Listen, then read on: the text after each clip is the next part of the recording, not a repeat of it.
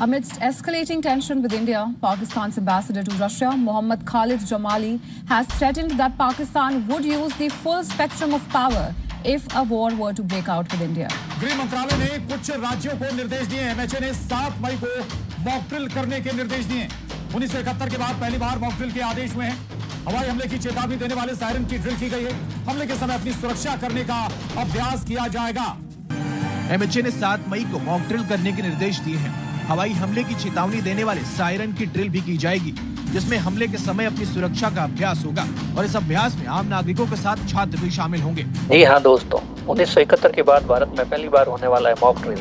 22 अप्रैल 2025 को जम्मू कश्मीर के पहलगाम में एक बड़ा आतंकी हमला होता है। उसने उसको गोली मार दी। यहाँ पे उसने बोला कि उसको गोली मार दी, जिसमें 26 निर्दोष लोग मारे जाते हैं। इस हमले में भारत और पाकिस्तान के बीच तनाव बढ़ जाता है। इसके चलते भारत सरकार के गृह मंत्रालय मिनिस्ट्री ऑफ होम अफेयर्स ने 7 मई 2025 को देश भर में मॉक ड्रिल करवाने के निर्देश दिए हैं, ताकि लोगों को आपात स्थिति से निपटने का प्रशिक्षण दिया जा सके।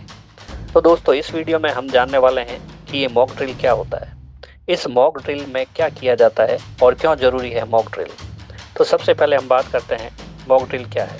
मॉक ड्रिल एक प्रकार का अभ्यास है जिसमें युद्ध, आतंकी हमला, एयर स्ट्राइक, भूकंप जैसी काल्पनिक आपातकालीन स्थितियों को उत्पन्न किया जाता है और सुरक्षा बलों, सरकारी एजेंसियों और आम जनता को मुझसे बचने का अभ्यास करवाया जाता है। मॉक ड्रिल का उद्देश्य यह है कि किसी बड़ी प्राकृतिक आपदा या युद्ध की स्थिति में जान और माल की हानि को कम से कम किया जा सके। अब बात करते हैं मॉक ड्रिल में कौन से अभ्यास किए जाते हैं। इसमें पहला है हवाई हमले से बचने का अभ्यास।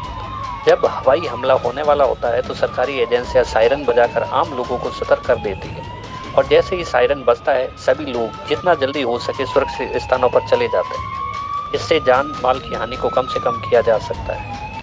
दूसरा है ब्लैकआउट का अभ्यास। ब्लैकआउट अभ्यास देश के नागरिकों की सुरक्षा का अभ्यास है, जिसमें रात के समय घरों में, सड़कों में, सार्वजनिक स्थलों में और अन्य सभी स्थानों पर लाइट बंद कर दी जाती है। ऐसा करने पर दुश्मन देश की ड्रोन, सैटेलाइट और विमान किसी स्थान की भौगोलिक और सामरिक पहचान नहीं कर पाते हैं। ब्लैकआउट में चारों ओर अंधेरा ही अंधेरा होता है। यह अभ्यास युद्ध के समय हवाई हमलों से जान और माल की हानि को कम से कम करता है। तीसरा है निकासी अभ्यास। यह अभ्यास स्कूल में, ऑफिस, अस्पताल में लोगों को तेजी से बाहर निकालने के लिए किया जाता है। अभ्यास से लोगों की घबराहट कम होती है और लोग जल्दी सुरक्षित स्थानों पर पहुंच जाते हैं। इससे रेस्क्यू प्रक्रिया में सुधार होता है। चौथा है प्राथमिक चिकित्सा और आपातकालीन सेवाएं।